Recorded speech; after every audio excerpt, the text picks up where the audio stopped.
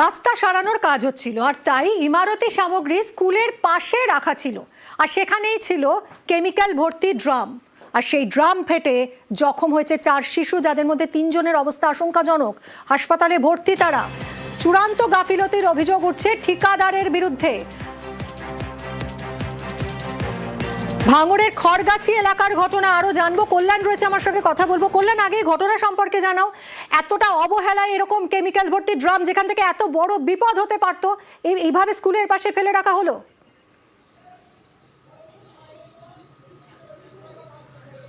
একেবারেই গ্রামের যে সমস্ত সাধারণ মানুষজন রয়েছে তারাও কিন্তু এই প্রশ্নই তুলছে যে স্কুলের পাশে একেবারে কেমিক্যাল ভর্তি ড্রাম রাখা ছিল, সেই ড্রামটি পড়ে গিয়ে লিকুইড যে কেমিক্যাল, সেই কেমিক্যাল বার হচ্ছিল বলেও কিন্তু এই ভয়ঙ্কর দাবি করছে স্থানীয় বাসিন্দারা। এই স্কুল ছুটির পরে এই ঘটনা ঘটেছে, সেই কারণে 4 জন শিশু আহত হচ্ছে। স্কুল চলাকালীন যদি এই ঘটনা ঘটতো তাহলে কি হতো, সেই নিয়ে আতঙ্কে শিউরে উঠছে এলাকার সাধারণ মানুষজন। যে ঘটনা ঘটেছে, স্কুল ছুটির পর 4 শিশু ওই স্কুলের পিছনে খেলা করছিল, সেই সময় হঠাৎই ওই ড্রাম বাস্ট হয় আর তার ফলে এই 4 জন শিশু আহত হয়। একজনের অবস্থা ঠিক থাকায় তাকে প্রাথমিক চিকিৎসার পর ছেড়ে দেওয়া হয়, কিন্তু বাকি 3 জনকে নলমুড়ি গ্রামীণ হাসপাতাল থেকে তাদেরকে সঙ্গে থাকো কল্যাণ, স্থানীয়রা কি অভিযোগ করছেন শুনবো।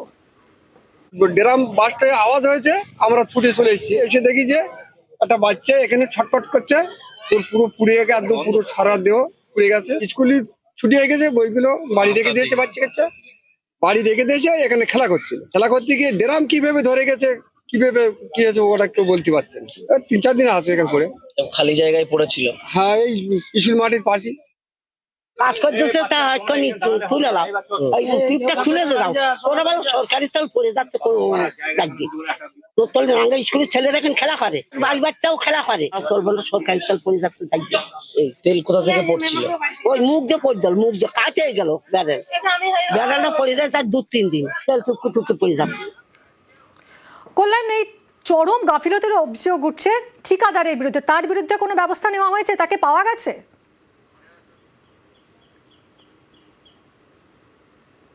একেবারেই ঘটনার পর থেকে কিন্তু পুলিশ ওই এলাকা ঘিরে রেখে দিয়েছে এবং তারই পাশাপাশি ক্যানিং পূর্বের বিধায়ক তিনি ঘটনাস্থলে পৌঁছেছিলেন। 3 জনের অবস্থা আশঙ্কাজনক হওয়ায় সঙ্গে সঙ্গেই তিনি এমআর বাঙ্গুর হাসপাতালেও ছুটে যান, পরিবারের পাশে থাকার বার্তা দেন। তবে ঘটনার পর থেকে যে ঠিকাদার সংস্থার কথা বারবার উঠছে, সেই ঠিকাদার সংস্থার এখনো পর্যন্ত কোনো খোঁজ পাওয়া যায়নি বলেই পুলিশ সূত্রে জানা যাচ্ছে। এখনো পর্যন্ত যে ঠিকাদারি সংস্থার যিনি রয়েছেন তার ফোন সুইচ অফ বলেই পুলিশ সূত্রে জানা যাচ্ছে। তবে পুলিশের পক্ষ থেকে কিন্তু ইতিমধ্যেই তল্লাশি অভিযান চালাচ্ছে বিভিন্ন এলাকায়। তারই পাশাপাশি ওই এলাকায় আজকে ফরেনসিক টিম আসতে পারে বলে ইতিমধ্যেই পুলিশ সূত্রে খবর পাওয়া যাচ্ছে। ধন্যবাদ কল্যাণ।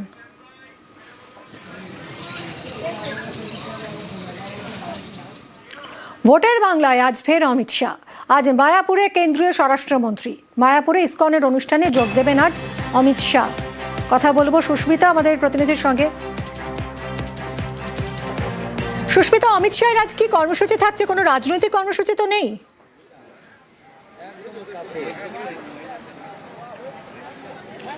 দেখো না, নির্বাচনের আগে অমিত শাহ আবারও 1 মাসের কম সময়ের ব্যবধানে তার বঙ্গ সফর। তবে প্রতিবারের যে কর্মসূচি, সেই কর্মসূচিতে আমরা যেমনটা দেখি তিনি কর্মী সভা সারেন, কিন্তু এবারের কর্মসূচি সম্পূর্ণ ধর্মীয় কর্মসূচি, কোনো রাজনৈতিক জনসভা বা রাজনৈতিক কর্মী সভা নয় কেন্দ্রীয় স্বরাষ্ট্রমন্ত্রীর। তিনি আসছেন মায়াপুরের ইসকনে এবং সেখানে ধর্মীয় অনুষ্ঠানে যোগদান করবেন। এই মুহূর্তে আমি দাঁড়িয়ে রয়েছি মায়াপুর সেই মঞ্চের সামনে, যেখানে তিনি বেলা 2:30 নাগাদ তিনি আসবেন এবং এসে এই মঞ্চে তিনি ধর্ম সম্মেলন বা ধর্মীয় সভায় অংশগ্রহণ করবেন, যেখানে ভক্তি সিদ্ধান্ত সরস্বতী দেব জন্মদিন 152তম জন্মবার্ষিকী যেখানে পালন হবে। এবং তার পাশাপাশি তিনি সাধু সন্তদের উদ্দেশ্যেও বক্তব্য রাখবেন, তাদের সঙ্গেও দেখা করবেন, ধর্মীয় সম্মেলনে তাদের উদ্দেশ্যেও বার্তা দেবেন। আজকে গোটা দিনের কর্মসূচি যদি বলি, কেন্দ্রীয় স্বরাষ্ট্রমন্ত্রী অমিত শাহ তিনি বেলা 2:30 নাগাদ কলকাতা বিমানবন্দর থেকে মায়াপুরের এই অস্থায়ী হেলিপ্যাড সেখানে আসবেন এবং তারপর মায়াপুরে মন্দির, ইসকনের মন্দির, সেই মন্দির দর্শন করবেন। তার পাশাপাশি মন্দিরের বিগ্রহ দর্শন এবং সেখানে আরতিও করবেন কেন্দ্রীয় স্বরাষ্ট্রমন্ত্রী। তারপর সরাসরি তিনি চলে আসবেন ইসকনের মন্দির সংলগ্ন এই যে মঞ্চ প্রস্তুত করা হয়েছে, সেই মঞ্চে, সেখানেই তিনি 152তম জন্মবার্ষিকী ভক্তি সিদ্ধান্ত সরস্বতী তার জন্মবার্ষিকী, সেই জন্মবার্ষিকীতে তিনি বক্তব্য রাখবেন, তিনি ধর্মীয় সম্মেলনে অংশগ্রহণ করবেন। তবে এই গোটা যে কর্মসূচি বা গোটা যে বঙ্গ সফর, সেটিকে কোনোভাবেই শুধুমাত্র ধর্মীয় সফর বলে মানতে নারাজ রাজনৈতিক দলগুলি। তার কারণ বিধানসভা নির্বাচন আগামী কয়েক মাসের মধ্যেই নির্বাচন অনুষ্ঠিত হবে। তার আগে কেন্দ্রীয় স্বরাষ্ট্রমন্ত্রীর এই বঙ্গ সফরকে অবশ্যই তৃণমূল কংগ্রেস কটাক্ষ করছে।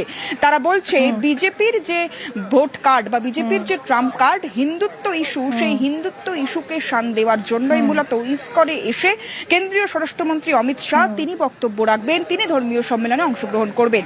আজ অমিত সুস্মিতা, শাহের অনেক সঙ্গে ধন্যবাদ। মঞ্চে উপস্থিত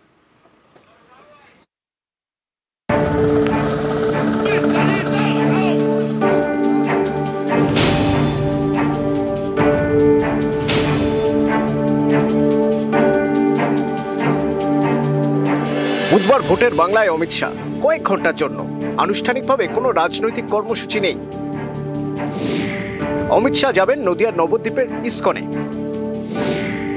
বুধবার দুপুর 1:35 নাগাদ কলকাতা বিমানবন্দরে নামবেন। সেখান থেকে হেলিকপ্টারে মায়াপুর। দুপুর 2:25 থেকে বিকেল 4:25 পর্যন্ত থাকবেন ইসকনে। গৌড়ীয় মঠের প্রতিষ্ঠাতা ভক্তি সিদ্ধান্ত সরস্বতী গোস্বামী মহারাজের 152তম আবির্ভাব দিবস উপলক্ষে অনুষ্ঠান। এই অনুষ্ঠানে প্রধান অতিথি কেন্দ্রীয় স্বরাষ্ট্রমন্ত্রী।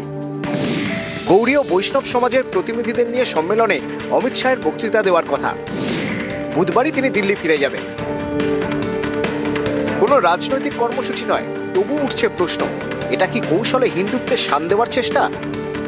মায়াপুর ইস্কন মন্দির বিশ্ববিখ্যাত মন্দির তৈরি হচ্ছে, তারা চান যে একবার মাননীয় অমিত শাহ ওখানে যান। এর অনেক বছর আগের থেকে ওনারা আগ্রহ করেছেন আসার জন্য, কিন্তু মাননীয় অমিত শাহ সময় দিতে পারেননি বলে এবারে একবার যাওয়ার চেষ্টা করবেন উনি ওখানে। তো দর্শনীয় স্থান, প্রত্যেকের যাওয়া উচিত। বিজেপি হিন্দুত্ব বলতে লজ্জা পায় না, কারণ হিন্দুদের দেশ, হিন্দু কালচার এখানকার, লাইফস্টাইল এখানকার হিন্দু, ফালতু সেকুলারিজম দেখাই না। আমরা হিন্দু জীবন পদ্ধতি, হিন্দু আইডিওলজিতে বিশ্বাস করি। দিলীপ ঘোষদের বড় বড় কথা, অমিত শাহ নতুন আসছেন, মঙ্গল গ্রহ থেকে আসছেন, ভোট এলেই আসেন। অমিত শাহ 21 ভোটে কবার এসছেন। নরেন্দ্র মোদী অমিত শাহ আসবেন, যাবেন, হারবেন, তারপর আর দেখা যাবে না, বাংলা টাকা আটকাবেন। এটা তো ওনাদের ট্র্যাক রেকর্ডে দাঁড়িয়ে গেছে। ওনারা কোনো মন্দিরে যাচ্ছেন, যাবেন। আমরা মন্দির, মসজিদ, গির্জা সব জায়গায় মাননীয় মুখ্যমন্ত্রী যান। আমরা সমাজে সকলকে নিয়ে চলি, ধর্ম যার যার, সমাজটা সবার।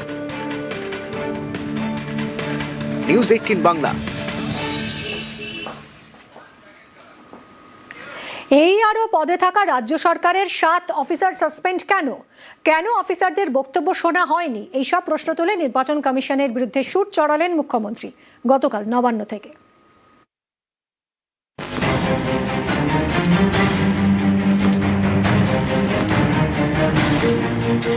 তুগলকি কাণ্ড করছে, হিটলারি অত্যাচার চালাচ্ছেন, প্রোটেক্ট কালচার চলছে, vanishing the Democratic rights of the people, গণতন্ত্রকে খতম করার চক্রান্ত। কাজে গাফিলতির অভিযোগ, রাজ্যের 7 অ্যাসিস্ট্যান্ট ইলেকটোরাল রেজিস্ট্রেশন অফিসারকে সাসপেন্ড করেছে নির্বাচন কমিশন। এ নিয়ে মঙ্গলবার নবান্ন থেকে মমতা বন্দ্যোপাধ্যায়ের সুর সপ্তমে।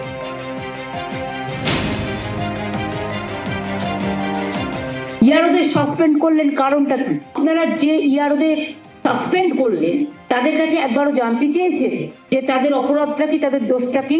এই তুগলকি কমিশন কতগুলো হোয়াটসঅ্যাপ দিয়েছে এবং যাতে এক এক রকম, total confusion and contradiction and টোটালটাই ইললিগাল। ডিএমদের ভয় দেখাচ্ছেন, বিডিওদের ভয় দেখাচ্ছেন, এডিএমদের ভয় দেখাচ্ছেন, বিএলওরা জানটন দিয়ে করছে, টিআরওরা জানটন দিয়ে করছে। সুপার তুগলকি রাজ চলছে, সুপার হিটলার হয়ে গেছে। ভোট ভ্যানিশ করে মানুষকে ফিনিশ করার ফিনিশ আপনারাই হবেন। Mohammad bin Tughlaq, who is forcefully threatening the people, vanishing the democratic rights of the people, washing the democratic rights. He can take some action against me. I don't care. I'm ready to go to jail. If they want to kill me, let them kill. We will expose them. We have all the document with us and all the evidence with us. গণতন্ত্রকে খতম করার চক্রান্ত। রাজতন্ত্র কোনোদিন এই জিনিস করেনি। আমি অনেক ইলেকশন কমিশন দেখেছি in my life, but I have never seen this type of Tughlaqi commission who are running the commission through a particular political party. They are going to destroy the democratic fabric of India. They are now going to bulldoze the federalism. They are interfering in every state matter. They are threatening culture. It is atrocious, terrible. যেটুকু আইন মানার প্রয়োজন election কমিশনের, নিশ্চয়ই মানবো তুগলকি কমিশনের। আইনেরও একটা পরিধি আছে, তারও কতগুলো বাউন্ডারি আছে। বাউন্ডারির বাইরে গেলে কিন্তু ছক্কা খেতে হবে জনগণের। কোনো অফিসার ভিকটিমস হলে unnecessarily government will protect their 100%। তাদের সাথে আছি, ছিলাম, থাকবো। তারা তো চাকরিচ্যুত হচ্ছে না, এবং যাকে ডিমোশন করবে তাকে আমরা প্রমোশন করব। নিউজ 18 বাংলা। আজ সুপ্রিম কোর্টে আইপ্যাক মামলার শুনানি। আগের শুনানিতে সব পক্ষকে নোটিশ আদালতের, ইতিমধ্যেই কোর্টের নোটিশের জবাব দিয়েছে সব পক্ষ। ইডির বিরুদ্ধে কলকাতা পুলিশের মামলায় স্থগিতাদেশ, মামলার গ্রহণযোগ্যতা নিয়ে প্রশ্ন রাজ্য সরকারের। আজ 12 নম্বরে আইপ্যাক মামলার শুনানি রয়েছে। বিচারপতি পি কে মিশ্রা এবং বিচারপতি কে ভি বিশ্বনাথনের বেঞ্চে শুনানি হওয়ার কথা আইপ্যাক মামলার। সুপ্রিম কোর্টে আজ আইপ্যাক মামলার শুনানি। আরো জানাবে আমার সঙ্গে নয়াদিল্লি থেকে সরাসরি রয়েছে মৈত্রেয়ী। মৈত্রেয়ী, আর কি খবর রয়েছে? দেখো, আর কিছুক্ষণ সময়ের মধ্যে এই শুনানি শুরু হতে পারে এই আইপ্যাক মামলার। বিচারপতি পি কে মিশ্রর বেঞ্চে এই মামলার শুনানি হওয়ার কথা রয়েছে। শেষ যখন পূর্ণাঙ্গ শুনানি হয়েছিল তখন সর্বোচ্চ আদালতের তরফ থেকে পি কে মিশ্রার বেঞ্চ জানিয়ে দিয়েছিল যে তারা এই মামলার শুনানি করবে সর্বোচ্চ আদালতেই। যদিও রাজ্যের তরফ থেকে আবেদন করা হয়েছিল যে এই মামলাকে কলকাতা হাইকোর্টে ফিরিয়ে দেওয়া হোক, কারণ মূল মামলা এনফোর্সমেন্ট ডিরেক্টরেটের তরফ থেকে কলকাতা হাইকোর্টেই করা হয়েছিল। যদিও সর্বোচ্চ আদালত তারা মনে করেছিল যে বৃহত্তর স্বার্থে এই মামলা তাদের শোনা উচিত, এবং সেই কারণে এই মামলার শুনানির জন্য দিন ধার্য করা হয়েছিল সর্বোচ্চ আদালতের তরফ থেকে। এবং একই সঙ্গে সমস্ত পক্ষ অর্থাৎ রাজ্য সরকার, মমতা বন্দ্যোপাধ্যায়, রাজীব কুমার এবং পুলিশের এবং রাজ্য পুলিশকে নোটিশ সার্ভ করা হয়েছিল এবং তাদেরকে জবাব দিতে বলা হয়েছিল।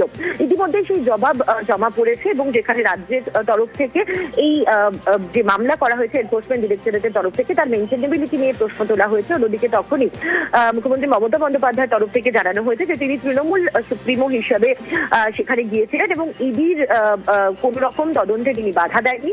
একই সঙ্গে যে ডকুমেন্ট বা যে ফোন বা যে নথি তিনি নিয়ে এসেছেন সেটা সবটাই এনফোর্সমেন্ট ডিরেক্টরেটের থেকে অনুমতি নিয়ে তার দলীয় পার্টির যে সমস্ত ডকুমেন্ট সেটা নিয়ে এসেছেন। অন্যদিকে আমরা দেখেছিলাম যে শেষ যখন পূর্ণাঙ্গ শুনানি হয়েছিল তখন এই মামলায় একেবারে কার্যত ডাকাতির কথা উল্লেখ করেছিলেন সলিসিটর জেনারেল তুষার মেহতা। এটাকে ডাকাতির সঙ্গে তুলনা করেছিলেন এবং কেন্দ্রীয় এজেন্সিকে তদন্তে বাধা দেওয়ার অভিযোগ করা হয়েছিল, এবং এই ঘটনা বারংবার ঘটছে রাজ্যে, সেই বিষয়টাও উল্লেখ করা হয়েছিল। তারপর দুদিন শুনানি পিছিয়ে যায় এবং তারপর আজকে 12 নম্বরে এই মামলাটি শুনানির জন্য ধার্য করা রয়েছে। আশা করা যাচ্ছে যে আর অল্প কিছু সময়ের মধ্যেই এই মামলায় শুনানি শুরু হবে। ধন্যবাদ। ভোটের বাংলায় দুই হাতিয়ার, কেন্দ্রীয় বাহিনী আর এসআইআর চলছে, আর এবার ময়দানে নেমে লড়ার জন্য ভোট ঘোষণার আগেই বাহিনী।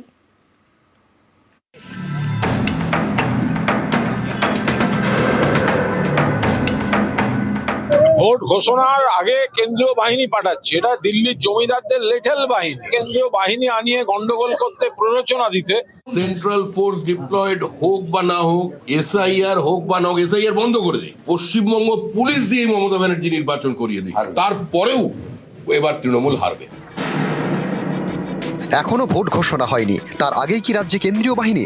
নির্বাচন কমিশনের এমনই ভাবনা, তারা ধাপে ধাপে বাহিনী মোতায়েনের পরিকল্পনা করছে। 28 ফেব্রুয়ারি পশ্চিমবঙ্গে চূড়ান্ত ভোটার তালিকা প্রকাশ হওয়ার কথা। এরপরেই রাজ্যে 100 কোম্পানি কেন্দ্রীয় বাহিনী মোতায়েনের সম্ভাবনা। রাজ্যে এসআইআর শুনানি শেষ হয়েছে। এই শুনানি চলাকালীন দক্ষিণ 24 পরগনার বাসন্তী এবং মুর্শিদাবাদের ফারাক্কা সহ বেশ কয়েকটি কেন্দ্রে উত্তেজনা ছড়ায়, ভাঙচুর চলে। জানা গিয়েছে কমিশনের আশঙ্কা চূড়ান্ত ভোটার তালিকা প্রকাশের পরে অশান্তি হতে পারে, তাই কেন্দ্রীয় বাহিনী মোতায়েনের পরিকল্পনা। ভোটের আগে আরো বেশি সংখ্যায় কেন্দ্রীয় বাহিনী মোতায়েনের দাবিতে বারবার সুর চড়াতে দেখা গিয়েছে বিজেপিকে। এবার তো বুথের ভিতরেও বাহিনী চান দিলীপ ঘোষ। বারবার ডিমান্ড করেছি যে বুথের মধ্যে যাতে সেন্ট্রাল ফোর্স থাকে। তো যদি এটা হয় তাহলে পশ্চিমবাংলার মানুষ যারা ভয়ে ভোট দিতে যান না তারাও দিতে যাবেন, ভোটের পার্সেন্টেজ বাড়বে এবং লোকে নির্ভয়ে ভোট দিতে পারবে। তাহলে টিএমসির পক্ষে টেকা মুশকিল আছে। নতুন বছর পড়তে না পড়তেই কেন্দ্রীয় বাহিনী নিয়োগের দাবিতে সুর চড়ান বিজেপির আরেক নেতা সুকান্ত মজুমদার। গণতন্ত্রকে হত্যাকারী প্রয়াস ভারতীয় জনতা পার্টি মেনে নেবে না। প্রয়োজনে যদি এখন থেকে কেন্দ্রীয় বাহিনী নামাতে হয়, এখন থেকে কেন্দ্রীয় বাহিনী নামাতে হবে। বিজেপি রাজ্য সভাপতি তো এক ধাপ এগিয়ে আদালতে হাইকোর্টে তিনি আবেদন জানান পশ্চিমবঙ্গে যে ৮৩,০০০ বুথ রয়েছে তার প্রতিটি ১০০% নিরাপত্তা সুনিশ্চিত করতে হবে। ভোটের আগে বুথগুলি নিরাপত্তা নিয়ে সমীক্ষা করতে হবে, সেই সমীক্ষা রিপোর্ট খতিয়ে দেখে নিরাপত্তার ব্যবস্থা করতে হবে। এসব দেখে অনেকেই মনে করেন বিজেপির বড় ভরসা কেন্দ্রীয় বাহিনী, সেই বাহিনী কি এবার ভোট ঘোষণার আগেই এ রাজ্যে মোতায়েন করা হবে? ভোট ঘোষণার আগে কেন্দ্রীয় বাহিনী পাঠাচ্ছে, এটা দিল্লির জমিদারদের লেঠেল বাহিনী। পুরোটা এখন রাজ্যের আইন শৃঙ্খলা রাজ্যের হাতে, সব ঠিক আছে, সুষ্ঠু আছে। সেখানে যারা চেষ্টা করছে কেন্দ্রীয় বাহিনী আনিয়ে গন্ডগোল করতে, প্ররোচনা দিতে, বাংলার মানুষ ভরপুর জবাব দিয়ে দেবে। সেন্ট্রাল ফোর্স ডিপ্লয়েড হোক বা না হোক, এসআইআর হোক বা না হোক, এসআইআর বন্ধ করে দিক, ইডি সিবিআই এর অফিসের তালা লাগিয়ে দিক, ইনকাম ট্যাক্স জিএসটি কে নোটিশ পাঠাতে বারণ করে দিক, পশ্চিমবঙ্গ পুলিশ দিয়ে মমতা ব্যানার্জি নির্বাচন করিয়ে দিক, তারপরেও এবার তৃণমূল হারবে। 2024-এর লোকসভা ভোটে এ রাজ্যে সর্বাধিক কেন্দ্রীয় বাহিনী মোতায়েন করা হয়েছিল। 1100 কোম্পানিরও বেশি কেন্দ্রীয় বাহিনী মোতায়েন করা হয়েছিল এ রাজ্যের জন্য। আর এবারের বিধানসভা ভোটে তার থেকেও বেশি বাহিনী মোতায়েন করা হচ্ছে। চর্চার বিষয়, ভোটের আগেই এ রাজ্যে কেন্দ্রীয় বাহিনী মোতায়েন করা হতে পারে রাজ্যের আইন শৃঙ্খলাকে মাথায় রেখে। ক্যামেরায় সুমন বোসের সঙ্গে সোমরাজ বন্দ্যোপাধ্যায়, নিউজ 18 বাংলা, কলকাতা। তৃণমূল বিজেপির দেওয়াল যুদ্ধ। ভোট ঘোষণার আগেই শুরু হয়ে গেছে দেওয়াল দখল। প্রার্থীর নামের জায়গা ফাঁকা রেখেই চলছে দেওয়াল লেখা। বাঁকুড়ার ওন্দায় দেওয়ালে প্রচার যুদ্ধ। দেওয়ালে কবিতায় বিজেপিকে তোপ তৃণমূলের দেওয়াল লেখায় উন্নয়নের খতিয়ান। প্রচারে হিন্দুত্বের শান বাঁকুড়ার বিজেপি নেতৃত্বের। নরেন্দ্র মোদীর স্লোগানেই ভরসা জেলা বিজেপির। আমরা যতটা না তাড়াতাড়ি আছি, মানুষ তাড়াতাড়ি আছে, যে আর যত তাড়াতাড়ি ভোটটা হবে তৃণমূল কংগ্রেসকে পশ্চিমবাংলা থেকে বিসর্জন দেওয়া হবে। কারণ তৃণমূল কংগ্রেস 15 বছর ধরে ক্ষমতায় যেভাবে পরিচালনা করেছেন, যেভাবে পশ্চিমবাংলার মানুষকে বরবাদ করেছেন, যেভাবে আজকে শেষ সময়ে বিভিন্ন ভাঁওতাবাজি বলছেন, ভাঁওতাবাজির কথা লিখছেন, তাই মানুষ সাধুর আগ্রহে তাকিয়ে আছেন যে কিভাবে তৃণমূল কংগ্রেসকে যত তাড়াতাড়ি ভোট হবে তত তাড়াতাড়ি পশ্চিমবাংলা থেকে বিদায় করবে। আমরা বিধানসভা 2021-এ হারিয়েছি, তারপর থেকে মানুষের যে ভোগান্তি, মানুষ যে বঞ্চিত হয়েছে, তার জন্য তৃণমূল কংগ্রেস কর্মীরা এবং আমরা সংগঠন থেকে আমরা দায়িত্ব দিয়েছি সমস্ত অঞ্চল সভাপতিকে, প্রচারটা করতে হবে দিদির যে 94-96টি প্রকল্প রয়েছে, সেই জন্য আমরা প্রচারটা শুরু করে দিয়েছি। প্রার্থী যেই হোক, মমতা বন্দ্যোপাধ্যায় যাকে প্রার্থী করবেন আমাদের দলের, তার হয়ে আমরা প্রচার করব, ভোট করব। আমরা এনিহাও আমরা বিধানসভা তৃণমূলের দখলে চাই। শুক্রবার বরানগরে ব্যবসায়ীকে বাড়িতে ঢুকে মারধর, বাড়ি থেকে টেনে রাস্তায় এনে মারধর, আর এই ঘটনায় নেতা শঙ্কর রাউত আর তার দলবলের বিরুদ্ধে অভিযোগ। ইতিমধ্যেই 3 জন গ্রেফতার হয়েছে, আর এবার নেতা শঙ্কর রাউতকে তলব করলো বরানগর থানা। কথা বলবো সুবীরের সঙ্গে। সুবীর, শঙ্কর রাউতকে হাজিরা দিচ্ছেন বরানগর থানায় আজ? দেখো, ইতিমধ্যে ব্যবসায়ীকে মারধরের ঘটনায় শঙ্কর রাউত সহ মোট 5 জনের নামে অভিযোগ দায়ের করা হয়েছে। ব্যবসায়ী অভিযোগ দায়ের করেছে বরানগর থানায়। ইতিমধ্যে 3 জনকে পুলিশ গ্রেপ্তার করেছে। এখনো পর্যন্ত মূল অভিযুক্ত অর্পণ দত্ত ফেরার রয়েছে, তাকে পুলিশ বিভিন্ন জায়গায় তল্লাশি চালাচ্ছে, কিন্তু এখনো পর্যন্ত গ্রেপ্তার করতে পারেনি। আর এই যে যার প্ররোচনায় ঘটনা ঘটেছে, তৃণমূল নেতা শঙ্কর রাউত, তাকে কিন্তু ইতিমধ্যে বরানগর থানা পুলিশ তলব করেছে। 48 ঘন্টা সময়সীমা বেঁধে দিয়েছে। 48 ঘন্টার মধ্যে তাকে বরানগর থানায় কিন্তু জিজ্ঞাসাবাদের জন্য তলব করা হয়েছে, তাকে হাজিরা দিতে হবে। কিন্তু শঙ্কর রাউতের সাথে আমাদের কথা হচ্ছে, তিনি বলেছেন দলকে বলবেন, তিনি দল যেটা সিদ্ধান্ত নেবে সেই সিদ্ধান্ত অনুযায়ী তিনি কিন্তু সেই সময় মতো হাজিরা দেওয়ার জন্য যাবেন বরানগর থানায়। ধন্যবাদ সুবীর।